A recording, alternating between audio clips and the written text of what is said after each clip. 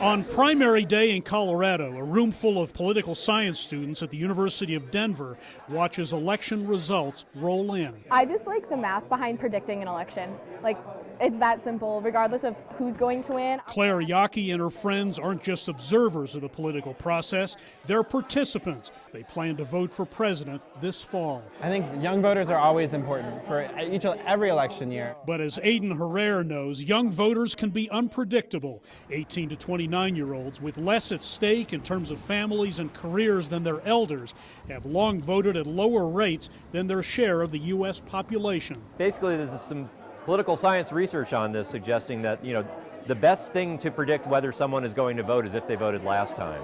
There's a habit that builds up over the course of one's life. Young voter turnout surged in 2020 and 2022, but one poll from late last year found less than half of young Americans plan to vote this year. They are not terribly enthusiastic about the two likely nominees. They don't quite understand why we're getting the contest we're getting. Kills all the birds. A rerun of the 2020 contest between Donald Trump, who will be 78 on Election Day, and President Joe Biden, who will turn 82 in late November. I don't want to discriminate against older people, but I think when you do reach a certain age, he is a bit too old, I think, for the position, like for the role. We've had these two specific candidates before, and I'm like, okay, I'm not super excited about either of you.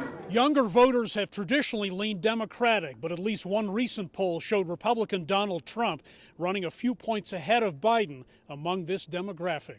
I think in a lot of ways Joe Biden has a young voter problem. Rob Preuss with Metropolitan State University of Denver says youth dissatisfaction with Biden policies on Gaza and student debt relief, combined with overall economic worries, are all hurting the Democrat. Anti-establishment, same old, and the very old guard representing the Democratic Party are going to be real hindrances for Democratic mobilization of young voters. Some of whom are intrigued by third parties and are disillusioned with politics in general. We kind of have this perception that the system is not built to count our votes. On the other hand, issues like reproductive rights, gun control, and climate, potentially helpful for Democrats, could motivate this part of the electorate. We're not thrilled about the candidates, but to us, this is kind of do or die at the same time. It's not because people are like, oh my God, I need to vote because Joe Biden's amazing.